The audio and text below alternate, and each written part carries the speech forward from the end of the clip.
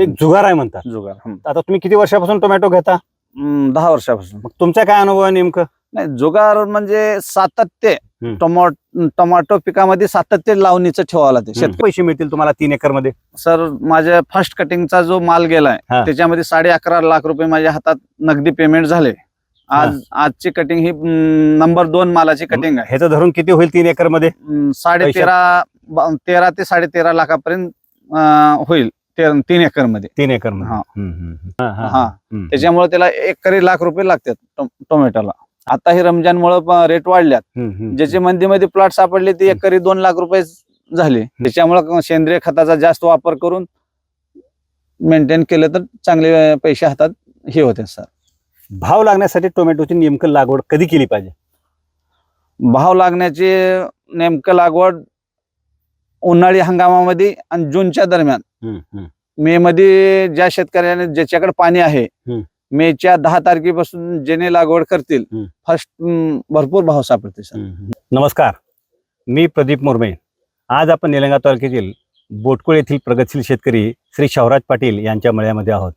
सध्या त्यांचं जे काही टरबूज जे काही पीक आहे त्याची सध्या हार्वेस्टिंग चालू आहे आणि याच पार्श्ववर आज आपण त्यांच्याशी संवाद साधणार आहोत. नमस्कार. नमस्कार. नमस्कार सर, सध्या तुमचं जे काही टरबूज जे काही आहे त्याची सध्या हार्वेस्टिंग चालू आहे. तर नेमकं तुमची या ठिकाणी शेती किती आहे आणि हे जे काही टरबूज जे काही पीक आहे किती एकर आहे, काय नाही, त्या संदर्भात तुम्ही आम्हाला काय सांगाल?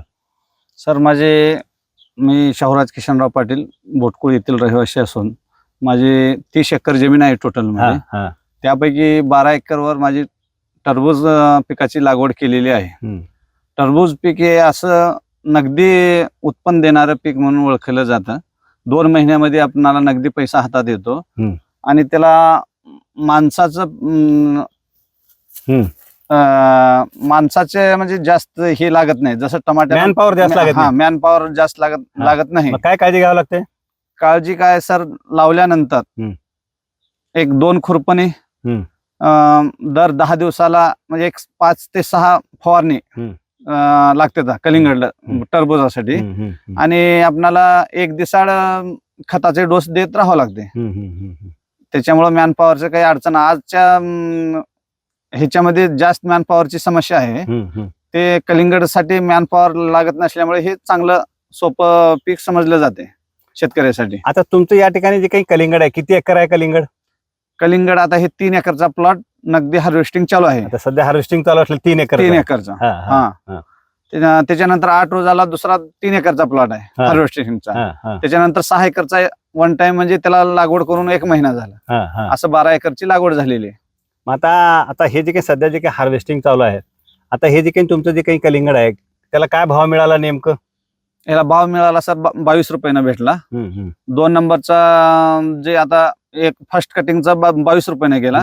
2 नंबरचा 12 रुपयाने गेला. सर, आता हे जे काही 3 एकर जे काही कलिंगड आहे ह्याचं उत्पादन आणि पैशामध्ये काय सांगाल तुम्ही आम्हाला? 3 एकर मध्ये तुम्हाला नेमकं किती उत्पादन होईल आणि त्या माध्यमातून सध्याचा भाव लक्षात घेता किती पैसे मिळतील तुम्हाला 3 एकर मध्ये? सर, माझ्या फर्स्ट कटिंगचा जो माल गेलाय त्याच्यामध्ये 11.5 लाख रुपये माझ्या हातात नगदी पेमेंट झाले. आजची कटिंग ही नंबर 2 मालाची कटिंग आहे. ह्याचं धरून किती होईल 3 एकर मध्ये? 13 ते 13.5 लाखापर्यंत होईल 3 एकर मध्ये. 3 एकर मध्ये. आता तुम्ही टरबूज त्याच्यानंतर पपई पण घेता तुम्ही? पपई. आणि त्याच्यानंतर या पंचकृषीमध्ये टमाट्याचं उत्पादन घेणारे एक प्रगतशील शेतकरी म्हणून पण तुमचं नाव लौकिक आहे. हो सर. तर मग आता त्या पपई म्हणा, त्याच्यानंतर टरबूज म्हणा आणि त्याच्यानंतर काय टोमॅटो म्हणा, तर काय सांगाल नेमकं तुलना केला असता? ज्याच्याकडे मॅन पॉवर आहे सर त्याच्यासाठी टोमॅटो चांगलं पीक आहे. नगदी पीक आहे टोमॅटोचं बी, मात्र त्याला मॅन पॉवर जास्त लागते आणि कलिंगडला मॅन पॉवर जास्त लागत नाही सर. त्याच्यामुळे ज्याच्याकडे मॅन पॉवर नाही त्यानं कलिंगडकडे वळलेलं चांगलं. आणि ज्याच्याकडे मॅन पॉवर आहे त्याला टोमॅटो 12 महिने. कलिंगड कसं आहे, सिजनेबल राहते. दिवाळीच्या नंतर ते मे पर्यंत जास्त. टमाटर हे पावसाळ्यात विचलते सर. आता कलिंगडच्या माध्यमातून एकरी किती तुम्ही म्हणल्याप्रमाणे 3-4 लाख रुपये तुम्हाला उत्पादन झालं? 4 लाख रुपये हमखास आता ह्या रेट मुळे. आणि टमाट्याच्या बाबतीमध्ये काय? जर समजा एक नॉर्मल भाव मिळाला तर किती उत्पादन मिळते एकरी टमाट्याला? एकरी नॉर्मल तुम्हाला भाव तुमचा म्हणलं अनुभव तर- नॉर्मल भाव म्हणलं तर 2.5-3 लाख एकरी उत्पन्न हमखास भेटते टमाट्याचं. म्हणजे नफा का उत्पादन? नाही उत्पादन 3 लाख. हा हा त्याच्यामध्ये कलिंगडला सर एकरी 70,000 रुपये खर्च आहे. हा. आणि टमाट्याला किती येते एकरी खर्च? त्याला 60-70 हजार नाही, टमाट्याला जास्त आहे सर. हा. 1 लाख रुपये. हा, कारण हा. त्याचा मांडवाचा, बांधणीचा हम्म. हे टोटल मजुराशिवाय टमाटो होणारच नाही सर. हा, हा, हा. हम्म. त्याच्यामुळे त्याला एकरी लाख रुपये लागतात टोमॅटोला. आणि पपईच्या बाबतीमध्ये माग पपई, आता तुम्ही पपई पण घेता, किती पपई सध्या तुमची? सध्या हे नवीन हार्वेस्टिंग चालू असलेल्या मध्ये पपईज आहे. 3 हा. एकर नवीन लागवड आहे. हा. आणि आणि जुनी संपत आलेली आहे सर. 6 एकरचा प्लॉट संपत आला. मग पपईचा काय अनुभव आहे तुमचा नेमका? पपई पीक चांगला आहे. 12 महिन्याचं पीक आहे ते. हा. 8व्या महिने चालू होते पपईचं. चांगलं आहे. उत्पन्न देणारं चांगलं पीक आहे. आता पपईचं उत्पादन नेमकं किती येते वर्षाला? जसं आता तुम्ही टमाट्याचं सांगितलं, त्याच्यानंतर आपलं कलिंगडचं सांगितलं, तसं किती येतं नेमकं एकरी? नाही सर, आता गेल्या वर्षी पपईला 15 पासून पार 25 पतोर रेट होते सर. यंदा थोडं पपईला रेट महागडल्या सुरुवातीच्या काळात बिलकुल नव्हते. हा. आता हे रमजानमुळे रेट वाढल्यात. ज्याचे मंदीमध्ये प्लॉट सापडले ते एकरी 2 लाख रुपये झाले. चांगले रेट सापडले तर 4 लाख 3 लाख रुपये होतात. आता पपई म्हणा, टरबूज म्हणा, आणि त्याच्यानंतर काय आणखी एक आपलं काय तिसरं जे काही पीक आहे टोमॅटो म्हणा, त्यामध्ये नेमकं कोणतं पीक तुम्हाला घ्यायला आवडतं?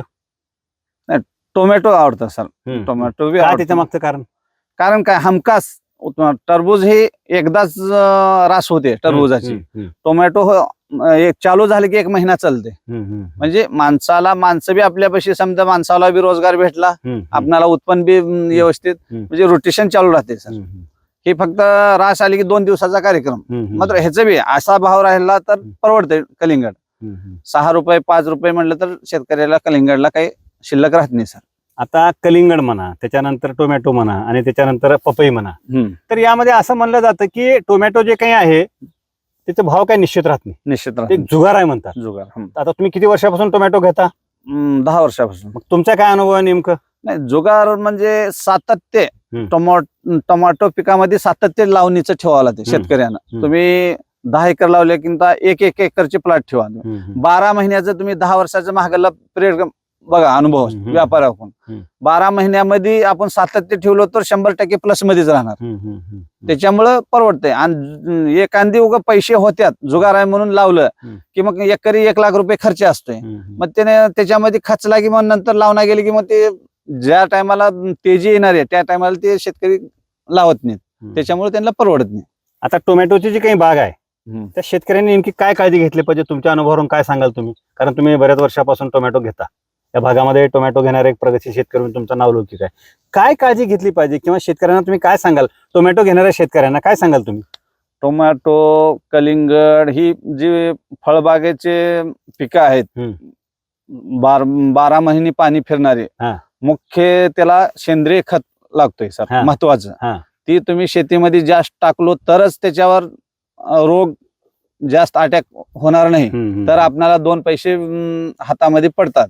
नाही तुम्ही रासायनिक खतावर जर जोर दिलो, 1-2 वर्ष तुम्हाला उत्पन्न चांगलं येईल, त्याच्यानंतर उत्पन्न येणार नाही सर. त्याच्यामुळे सेंद्रिय खताचा जास्त वापर करून मेंटेन केलं तर चांगले पैसे हातात हे होते सर. भाव लागण्यासाठी टोमॅटोची नेमकं लागवड कधी केली पाहिजे? भाव लागण्याची नेमकं लागवड उन्हाळी हंगामामध्ये आणि जूनच्या दरम्यान.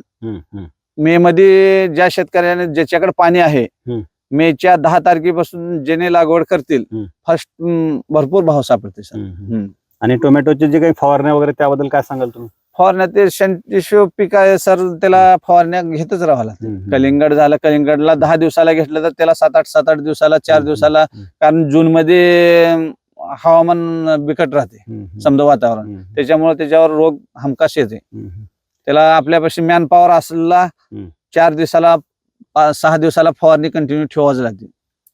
कलिंगड हे पूर्वी फक्त उन्हाळ्यामध्ये घेतलं जात होतं, परंतु आता असं म्हणलं जातं की 2 महिने पावसाळ्याचे वगळता 10 महिने कलिंगड येऊ शकतं. तुमचा काय अनुभव आहे? नाही, येऊ शकते सर.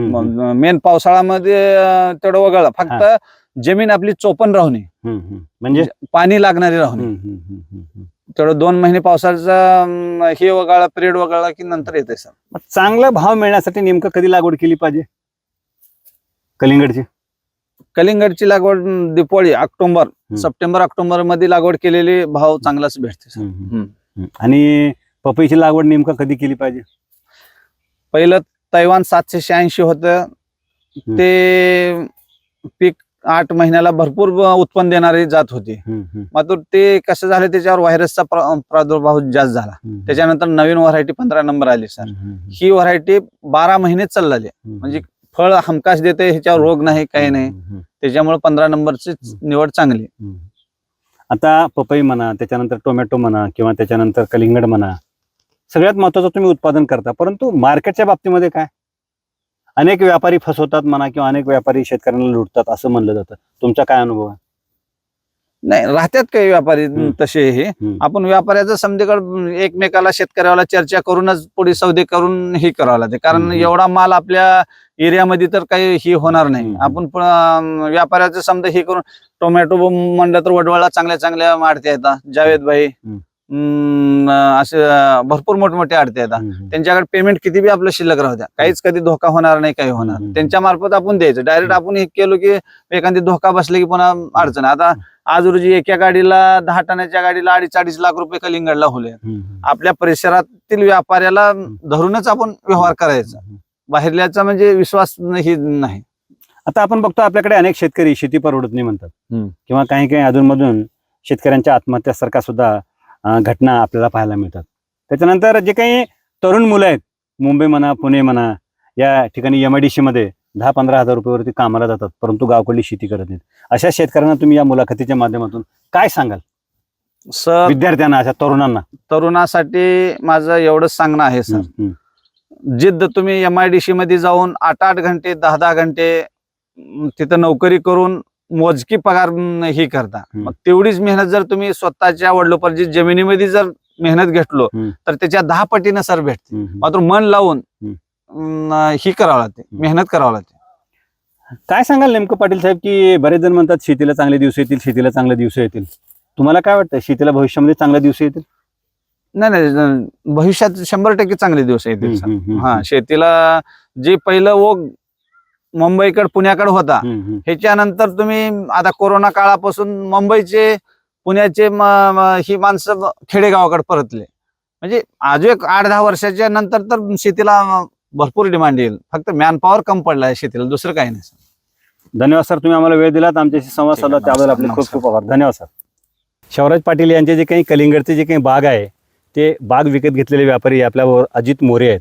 तर त्यांच्याशी आपण या ठिकाणी नेमकं संवाद साधतो. काय सांगाल नेमकं, तुम्ही जे काही पाटील साहेबांचे जे काही कलिंगड विकत घेतलेले आहे, कोणत्या भावाने घेतले, कोणत्या दराने घेतलेले आहे? नमस्कार, मी अजित मोरे, मी बोटकुळचा रहिवासी आहे. मी कलिंगड आणि खरबूजचा व्यापारी आहे. माझ्यासोबत माझा भाऊ पण राहते, योगेश मोरे. आम्ही दोघं मिळून व्यापार करता. 4 दिवसाखाली पाटील साहेबाची बाग खरेदी केलो 22 रुपयानं. आता पाटील साहेबाची ते 50-55 टन मोठा माल झाला आहे. सेकंड मालाची कटिंग चालू आहे. आज सेकंड माल एक 10-12 टन होईल. टोटल पाटील साहेबाची इथं 13-14 लाखाचं उत्पन्न होत आहे. कलिंगडचं उत्पन्न ह्यावर्षी चांगलं आहे. रेट पण शेतकऱ्यासाठी नंबर 1 आहे. आपल्या आजूबाजूच्या परिसरात निलंगा तालुका, बाल्की तालुक्यात आपल्या टोटल समधीकडला माल आपणच खरेदी करतो. मुंबईला म्हणा, हैदराबाद म्हणा, टोटल खरेदी करून आपण तिकडेच माल एक्सपोर्ट करतो. आपलं काय घ्यायचं द्यायचं काय म्हणजे काय एकदम मुख्य काम आहे. रेट काय काटा पेमेंट मिळते आपल्याला. इथून लोड गेलो गाडी काट्यावर गेलो की समजे शेतकऱ्याला पूर्ण विश्वासानं आपण खरेदी करतो शेतकऱ्यापासून. टरबूज असो, खरबूज असो, शेतकऱ्याला कुठल्या 1 रुपयाचा विषयच नाही. जे आहे ते काट्यावर पेमेंट असते. समजा जे आहे ते जागेवर एकदम